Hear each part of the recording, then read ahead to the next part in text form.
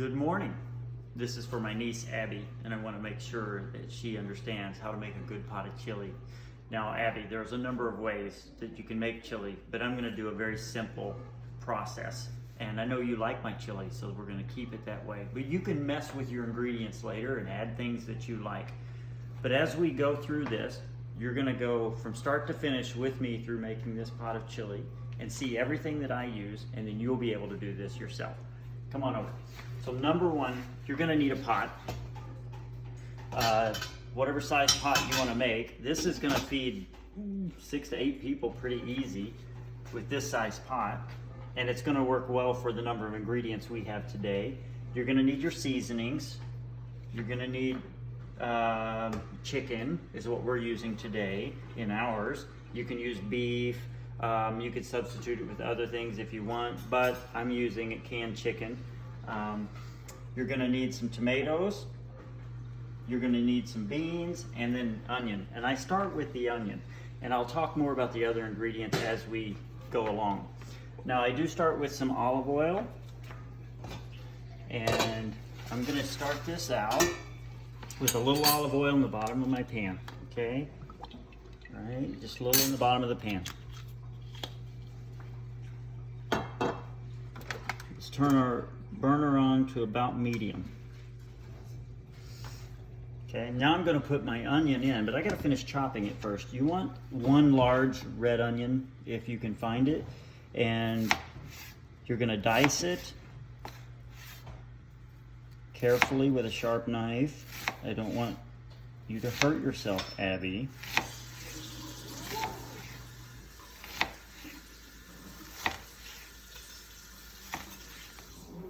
Okay, once you get this diced up, it's going to go right into that oil, which by the time I get done here, started to heat it up probably. Now this doesn't have to be perfect. You're not hardly even going to see it in there, but you are going to taste it. It's an important ingredient in a lot of dishes. So learn to like onion. Okay. I think we're good here. Let's go ahead and throw it in there. It's probably not quite hot enough to sizzle, but it'll start sizzling very soon. And you're going to let that get a head start. Okay, so take a good look at that.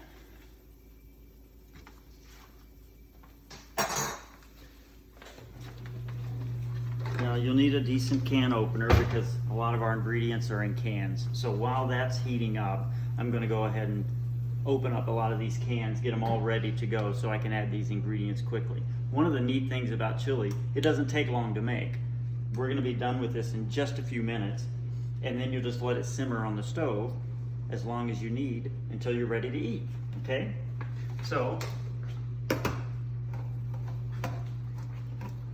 we're going to get these cans opened up. Now this canned chicken here, I picked up at Costco, but you can get it at Walmart, different brands. But I think you want to get like some premium chicken breast. It's already cooked, so it breaks apart real easy, and you just have shredded chicken in your chili. Now, I like to drain off the juice. So I just pour it right on down my drain. I don't really need it. Okay, and you don't have to drain it completely. It doesn't have to be dry, but I just don't want the extra liquid.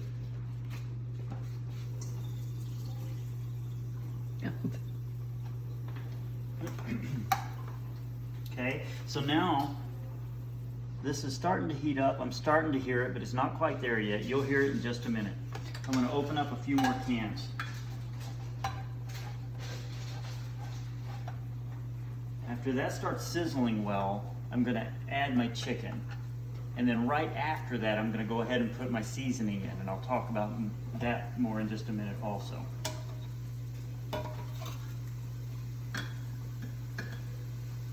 You're starting to hear those onions, probably.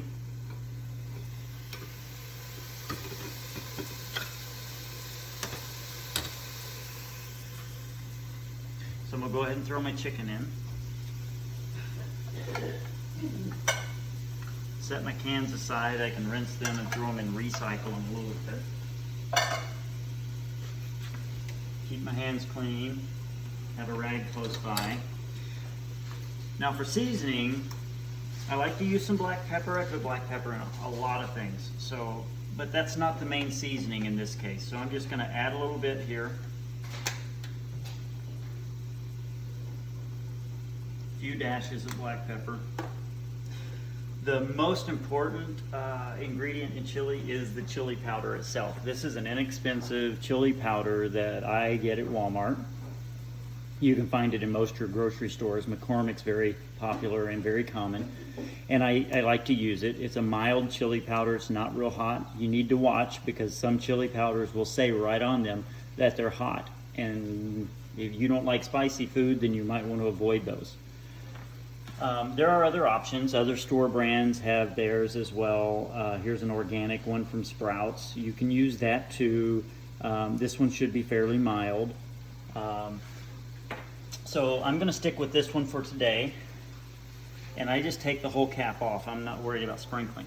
And I'm going to put, if you can see this, probably in this size of pot, I'm probably going to use about 2 tablespoons. And I don't really measure, so you're just gonna figure this out. But if it looks like that, you're in good shape, okay? So I'm gonna break up that chicken that was chunks of chicken. And as that onion cooks, it's kind of letting off some liquid, so you can kind of see some juices down in there already. You see that? Blending with the spices? That's a good thing, and I can already smell this starting to kick up. Can you smell it? It's wonderful. Okay. So breaking up these chunks of chicken will allow the shredded chicken to come through, and it's going to break apart anyway as you cook, but I like to just kind of get it started.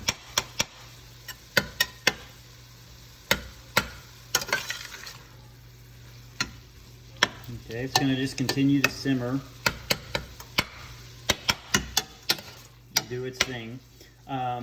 You can stop right there if you want. Okay, so you can stop with the chili powder, but I like to add, and I know you like my chili, I like to add a little extra cumin.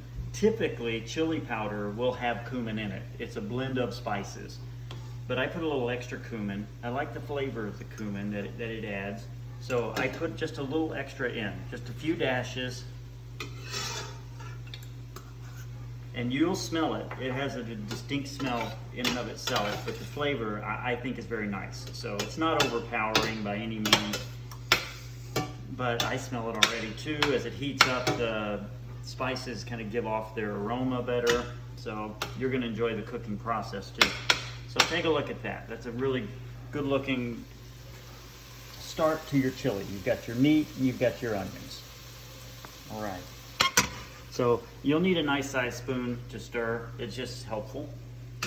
Okay, so at this point we're ready to go ahead and add our diced tomatoes. So here's the next ingredient. You're gonna want some diced tomatoes with their juices. I just pour them right in. Now, here's a hint. When you shop for petite diced tomatoes. That way the tomato chunks aren't huge and they blend into your chili better. You'll just enjoy that a lot more, okay? Just dump all of that right in there. Now I also add, okay, and you don't need to, but again, if you like my chili, you're gonna do this. Go find the Rotel, which is diced tomatoes with green chilies. And make sure you get the mild unless you like it spicy. They do have hot and regular or original versions, right? But I put that right in there also. The key to this one is that it has the green chilies in it. The green chilies are amazing, okay? I really like it. And you can smell it. When you pour that in there, you can smell those green chilies. And that should give you a hint right away that you're on the right track because it's starting to smell right. My cameraman, or camera woman, is coughing because she can smell it. I think I got it. Okay, now look at that. It's starting to look like chili. Take a look in that pan.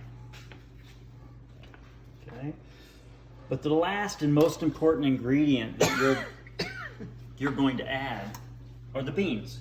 Now, on the beans itself, you can put any kind of beans you want. The two most common are these two right here. You're going to have pinto beans, okay? And there's a number of varieties and brands you can find. You can also use kidney beans. Again, two most common that you're going to find in chili. Kidney beans and pinto beans, all right? Almost every chili will have a combination of these two in them. I like mine to look a certain way, so I add, for contrast, black beans, right? And a white bean of some sort. In this case, it's a northern, Great Northern bean. Okay, I don't think I opened these yet. So I'm gonna open those while this continues to simmer. It's heating up, right? And I can already tell by the color I'm going to be adding some more chili powder.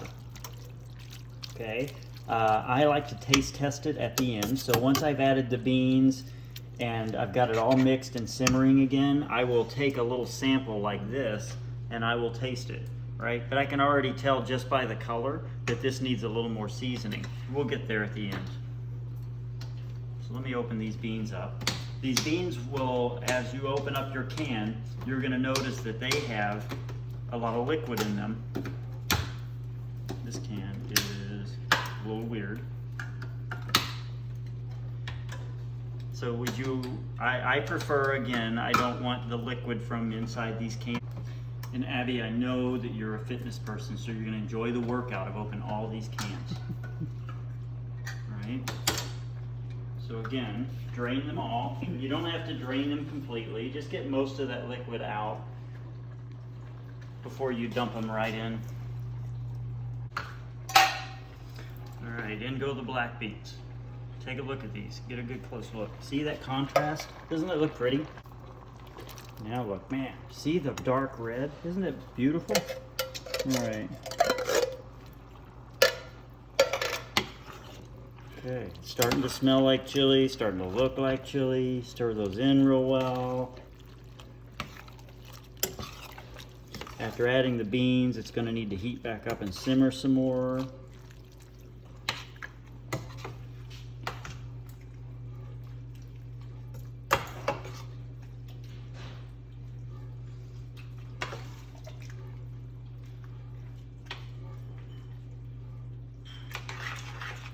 Okay, take a look at that. Look at that.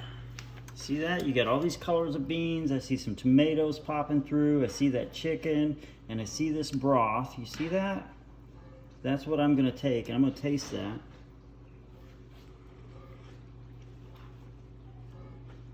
Not bad. Actually, I'm only going to add a little bit of chili powder to this. Doesn't need a whole lot. Maybe half a teaspoon there. And one thing that I haven't put in yet that I'm going to add, and I add that at the end, is salt. And the reason why I wait till the end is because some of these ingredients already have salt in them. And if I start with salt at the beginning, it may make it too salty. So I wait to the end and I taste it and see if it needs much salt. And what I just noticed when I tasted it, there's quite a bit of salt in there already. I could probably get away without any additional salt. But I'm gonna add a little bit because salt is, and this is a pink Himalayan salt, but salt is a pretty good flavor enhancer generally. So we put a little in there. And of course, it's easy for each person to add more if they like that to their individual servings. So there's no reason to oversalt the pot in case you have people that shouldn't have or need to limit their salt intake anyway. All right? So as I cook, I like to clean as I go. So this is gonna heat back up. It's gonna simmer. Those seasonings that I added, they're gonna start blending and start taking over the pot. So I just put a lid on, turn my heat down to below medium and let it simmer. Keep an eye on it, but it's really ready to go now. Now I just have a little bit to clean up, and while I'm cleaning up, that'll be ready to go and we can eat it immediately. Hopefully that's helpful. Watch it over and over if you need.